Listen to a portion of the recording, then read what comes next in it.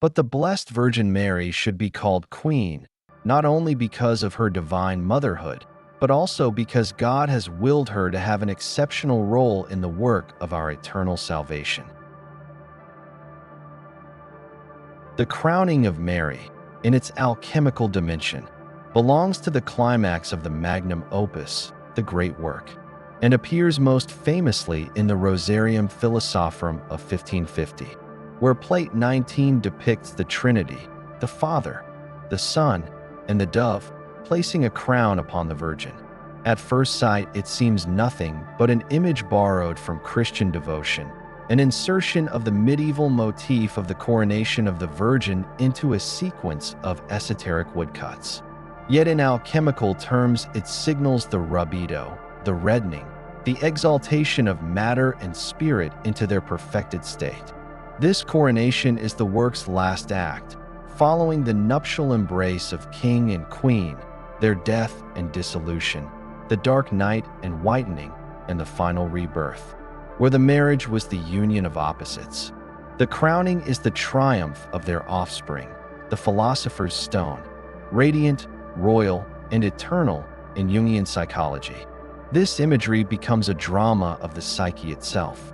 Jung interpreted the Rosarium cycle as an allegory of individuation, in which the opposites within the human soul, the masculine and feminine, the spirit and matter, the conscious and unconscious, enter into a conjunction, a transformative union.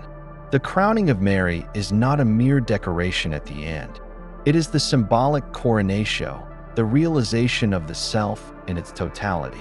Mary here is not the historical mother of Christ, but the purified feminine principle of the psyche, the aspect of Mercurius or Sophia that has undergone suffering, transformation, and redemption. When she is crowned by the Trinity, the image shows that the feminine soul of matter, long denied or repressed, is finally honored, exalted, and given cosmic sanction. Historically, precedents exist in works like the Book of the Holy Trinity around 1415, where Marian and Trinitarian motifs were woven into laboratory allegory. Later, cycles such as the Coronatio Naturae depicted the same exaltation in terms of nature rather than Mary, but the meaning was constant. The crowning is the work's final seal, the moment when the stone is raised to sovereignty. The Rosarium, however, made this symbolism explicitly Christian, translating the perfection of materia into the glorification of the Virgin. In this light, the Trinity's action mirrors alchemical triads, sulfur, mercury, salt, or in Jung's view, the threefold archetypal forces that crown the integrated feminine with a sign of wholeness.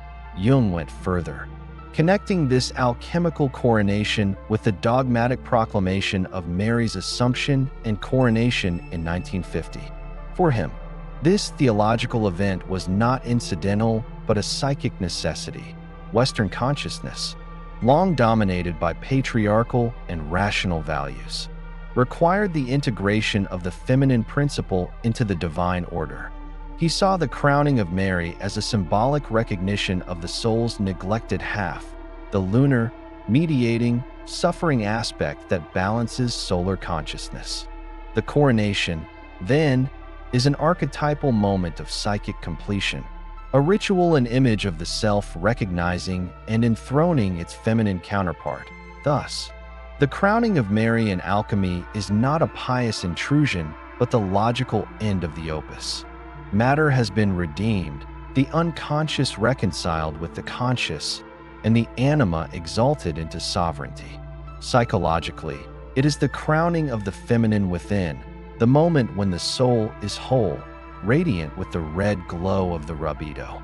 In art, it shows the Virgin crowned.